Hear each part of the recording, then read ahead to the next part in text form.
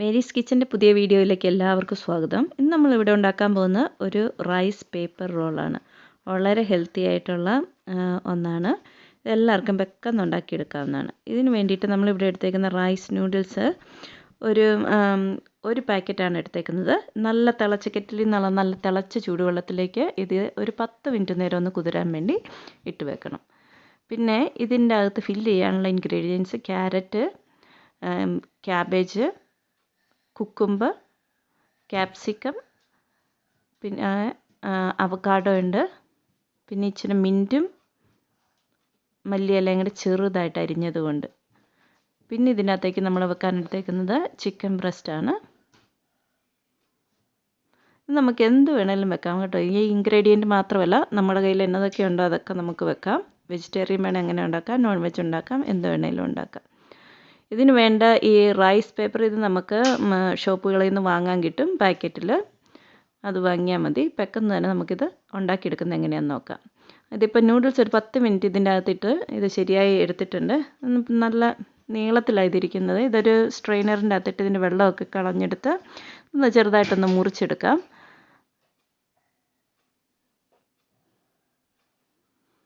ഇനി വേണ്ടത് നമ്മൾ നല്ല ചൂടുവെള്ളം എടുത്തിട്ട് ഈ റൈസ് പേപ്പർ ഒന്ന് സോഫ്റ്റ് ആക്കി എടുക്കണം. അതിന് വേണ്ടി അത് പരന്ന പാത്രം എടുക്കുമ്പോൾ ഇത് നമുക്ക് മുക്കിയെടുക്കാൻ വേണ്ടിയിട്ട് എളുപ്പമുണ്ട്. നമുക്ക് ഓരോന്നായിട്ട് എടുത്തിട്ട് ഇത് നല്ല ചൂടുള്ള വെള്ളത്തിലൊന്ന് മുക്കിയെടുക്കാം. അധികം നേരം ഇട്ടുകൊണ്ടിരിക്കേണ്ട, ഇത് അലുത്ത് പോകും. ജസ്റ്റ് ഒന്ന് മുക്കി ഇങ്ങനെ എടുക്കുമ്പോഴത്തേക്കും നല്ല ഒരു സോഫ്റ്റായിട്ട് വരും.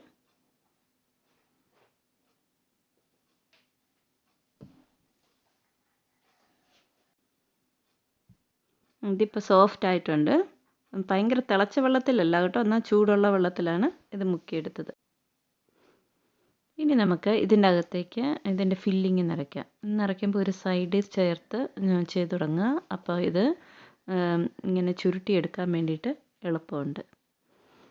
പച്ചക്കറി എല്ലാം വെച്ചു, ചിക്കൻ വെച്ചു, പിന്നെ ഒരു ശകലം റൈസ് നൂഡിൽസ്, പിന്നെ ഈ പുതിനയില മല്ലിയില എല്ലാം വെച്ച് ഇങ്ങനെ ഒരു സൈഡിൽ നിന്ന് തുടങ്ങി 2 സൈഡും കവർ ചെയ്ത് ഇങ്ങനെ ചെയ്തെടുക്കാം.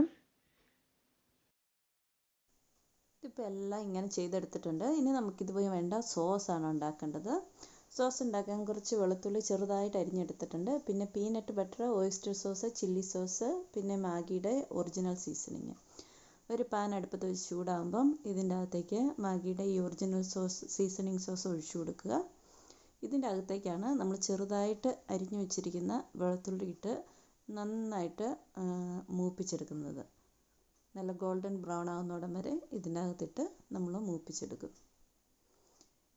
പലതരത്തിലുള്ള ചട്നി ഉണ്ടാക്കാം ഇതിന് വേണ്ടിയിട്ട്. അല്ലെങ്കിൽ എല്ലാവരും തന്നെ സോസിൻ്റെ അകത്ത് മുക്കി അല്ലെങ്കിൽ കഴിക്കാം. നമുക്ക് എന്ത് ചെയ്യാം, പക്ഷേ ഈ പീനട്ട് ബട്ടർ കൊണ്ടുള്ള ഈ സോസ് ഉണ്ടല്ലോ, ഇത് നല്ല ടേസ്റ്റാണ് ഇതിൻ്റെ കൂടെ കഴിക്കാൻ. ഇതിപ്പം ബ്രൗൺ കളറായിട്ട് ഇതിൻ്റെ അകത്തേക്ക് നമുക്ക് പീനട്ട് ബട്ടർ ഇട്ട് കൊടുക്കാം. ഒരു 3 വലിയ സ്പൂൺ പീനട്ട് ബട്ടറാണ് നമ്മൾ ഇതിനകത്തേക്ക് ഇട്ട് കൊടുക്കുന്നത്. ഇനി നമുക്കിത് നന്നായിട്ടൊന്ന് ഇളക്കി ഒന്ന് യോജിപ്പിക്കാം. ഇത് ചെറുതായിട്ടൊന്ന് മെൽറ്റായി വരുമ്പോൾ നമുക്കിതിൻ്റെ അകത്തേക്ക് ഇച്ചിരി ചൂടുവെള്ളം, ചെറിയ ഒരു 3-4 ടേബിൾ സ്പൂൺ ചൂടുവെള്ളം ഇതിൻ്റെ അകത്തേക്ക് ഒഴിച്ചു കൊടുക്കാം. ഒന്ന് ചെറുതായിട്ടൊന്ന് മിക്സ് ആകാൻ വേണ്ടിയിട്ടാണ്. എന്നിട്ട് ഇതിനെ ഒന്ന് നന്നായിട്ടൊന്ന് ഇളക്കി യോജിപ്പിക്കാം. ഇതിൻ്റെ അകത്ത് അധികം ഇൻഗ്രീഡിയൻസ് ഒന്നുമില്ല, വളരെ കുറച്ച് ഇൻഗ്രീഡിയൻസേ ഉള്ളൂ. ഇനി ഇപ്പോൾ ഏകദേശം ഇതിൻ്റെ അകത്ത് ഒഴിച്ച വെള്ളമെല്ലാം പറ്റിയിട്ടുണ്ട്. ഇനി ഇതിൻ്റെ അകത്തേക്ക് നമ്മൾ ഓയിസ്റ്റർ സോസാണ്. ഓയിസ്റ്റർ സോസ് ഒരു 1/2 ടീസ്പൂൺ ഒഴിച്ചാൽ മതി. മാക്സിമം പോയാൽ 1 ടീസ്പൂണ് അത്ര ഒഴിച്ചാൽ മതി. ചെറിയൊരു ടേസ്റ്റ് വരാൻ വേണ്ടിയിട്ട് ഒന്ന് മിക്സ് ചെയ്ത് കൊടുത്തിട്ട് നമുക്ക് ആവശ്യമുള്ള അത്രയും ചില്ലി സോസാണ് ഇനി ഒഴിച്ചു കൊടുക്കുന്നത്. ചില്ലി സോസ് 1 ടേബിൾ സ്പൂണോളം ഒഴിക്കാം.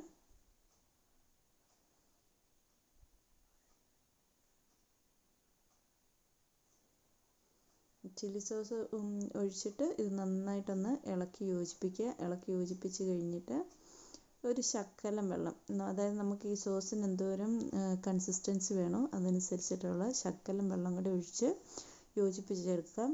അപ്പോൾ സോസ് റെഡിയാകും അതോടുകൂടി. പിന്നെ ഈ നൂഡിൽസ് ചൂടുവെള്ളത്തിലിടുന്നതിന് പകരം ചിലർ ചിക്കൻ്റെ ഈ ബ്രോത്തിൻ്റെ അകത്ത് ഇടാറുണ്ട്. അപ്പോൾ ഒരു ഇച്ചിരി കൂടെ ടേസ്റ്റ് ഉണ്ടാകും. അപ്പോൾ ഇതെല്ലാം ഇവിടെ റെഡി ആയിട്ടുണ്ട്.